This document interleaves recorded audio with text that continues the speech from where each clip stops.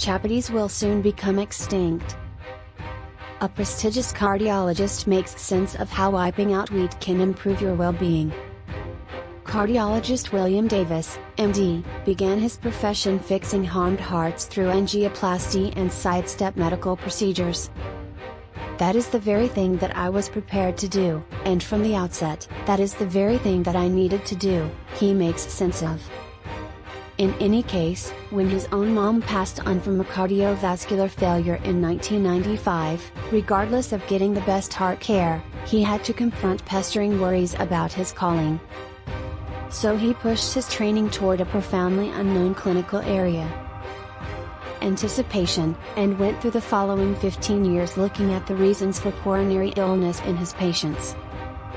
Wheat Belly, his New York Times smash hit book, which describes a considerable lot of our actual issues, including coronary illness, diabetes and corpulence, to our utilization of wheat. Killing wheat can change our lives. What is a wheat belly? Wheat raises your glucose emphatically.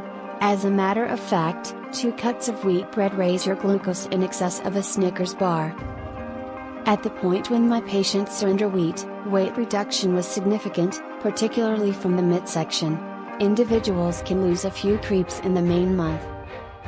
You make associations among wheat and a large group of other medical issues.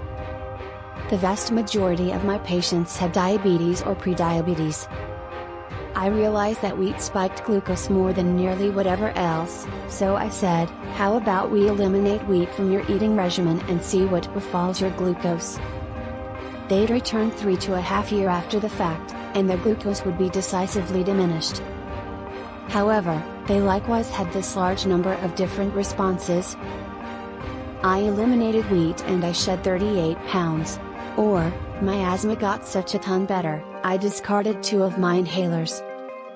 Or on the other hand, the headache migraines I've had consistently for quite some time halted in 3 days or less. My heartburn is currently gone. My IBS is better, my ulcerative colitis, my rheumatoid joint inflammation, my temperament, my rest, etc., etc. At the point when you take a gander at the cosmetics of wheat, amylopectin A compound extraordinary to wheat, is a mind-boggling trigger of little LDL particles in the blood, the main source of coronary illness. Wheat contains elevated degrees of gliadin, a protein that really invigorates hunger. Eating wheat expands the typical individual's calorie consumption by 400 calories per day. Gliadin additionally has sedative-like properties which makes it habit-forming. Food researchers have known this for just about 20 years. Is eating a sans wheat diet equivalent to a without gluten diet? Gluten is only one part of wheat. On the off chance that we remove the gluten from it, wheat will in any case be terrible since it will in any case have the gliadin and the amylopectin A, as well as a few other unfortunate parts. Sans gluten items are made with 4 essential fixings: cornstarch, rice starch, custard starch or potato starch. Furthermore, those 4 dried, powdered starches are a portion of the food sources that raise glucose significantly higher. Organic products.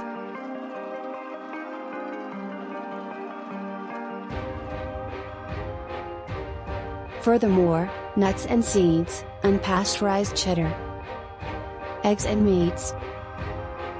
The wheat we eat today isn't the wheat that was eaten a long time back. You will not have the very expansion in calorie admission that wheat causes. That is essential for the justification for why unfamiliar societies that don't consume wheat will more often than not be slenderer and better.